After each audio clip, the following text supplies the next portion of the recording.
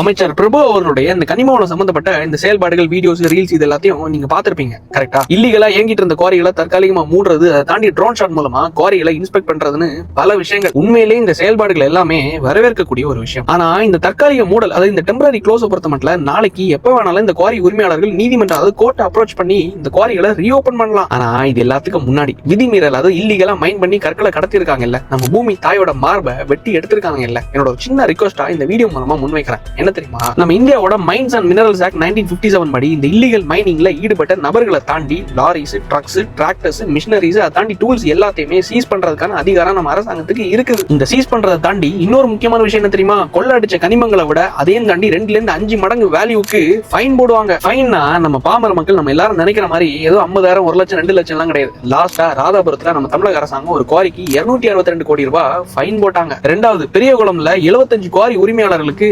138 கோடி ரூபாய் ஃபைன். இங்க நம்ம தேவகோட்டையில ஒரே ஒரு குவாரி தான் லீஸ் எக்ஸ்பயர் பண்ணி இவங்க மைன் பண்ணிட்டாங்க, கற்களை வெட்டி எடுத்துட்டாங்கன்னு சொல்லிட்டு வெறும் ஒரே ஒரு குவாரிக்கு 91 கோடி ரூபாய் ஃபைன். மூணாவது இங்க நம்ம கோடங்கிபாளையம்ல ஒரு குவாரிக்கு 78 கோடி ரூபாய் ஃபைன். இத்தனை 100 கோடி ரூபாய் ஃபைனா மட்டும் போடுறாங்கன்னா இந்த கனிமங்களுக்கு எவ்வளவு வேல்யூ இருக்கும்னு கொஞ்சம் யோசிச்சு பாருங்களேன். எவ்வளவு கற்களை, எவ்வளவு கனிமங்களை வெட்டி எடுத்திருப்பாங்க, எத்தனாயிரம் கோடி ரூபாய் சம்பாதிச்சிருப்பாங்கன்னு. ஒரே ஒரு மெட்ரிக் டன்னுக்கு ஃபைன் எவ்வளவு தெரியுமா? 25 ரூபாய். இதுல இல்லீகல் மைனிங்னா 25 into 5, அது 5 மடங்கு ஃபைன் போடுவாங்க. எடுத்திருந்த லீஸ் எக்ஸஸ் ஆகியும் கற்களை, கனிமங்களை வெட்டி எடுக்கிறாங்கன்னா 25 into 2 மடங்கா ஃபைன் போடுவாங்க. எத்தனாயிரம் கோடி ரூபாய் நம்ம அரசாங்கத்துக்கு வருவாயா வந்திருக்கும் கொஞ்சம் யோசிச்சு பாருங்களேன். பல்லாயிரக்கணக்கான கோடிகள்ல நம்ம தமிழக அரசாங்கத்துக்கு வருவாயம் வந்திருக்கும். அதையும் தாண்டி கனிமவள திருட்டு நின்றுக்கும். மேலும் கனிமவளத்தை திருடுறதுக்கு யோசிக்கிற மைண்ட் செட்டும் மக்கள் யாருக்குமே வராது. சோ இந்த டெம்பரரி க்ளோஸ், அதாவது இந்த தற்காலிக அடைப்பு நிரந்தர அடைப்பா மாறி ஒரு பெர்மனன்டான சொல்யூஷனை இந்த ஃபைனும் போட்டு தக்க நடவடிக்கையை மேலும் எடுப்பீங்கன்னு நம்புறோம். நான் ஏன் இவ்வளவு சொல்றேன்னா, நீங்க தற்காலிகமா மூடிட்டு போயிருவீங்க, அந்த குவாரி உரிமையாளர்கள் அதை தாண்டி என்ன பண்ணுவாங்க தெரியுமா? நம்ம இந்திய நாட்டோட சட்டம், அதாவது கான்ஸ்டிடியூஷன் படி ஆர்டிகல் 226, அதாவது 226 கீழே ரிட் பெட்டிஷனை நம்ம நீதிமன்றத்தில், அதாவது கோர்ட்ல ஃபைல் பண்ணி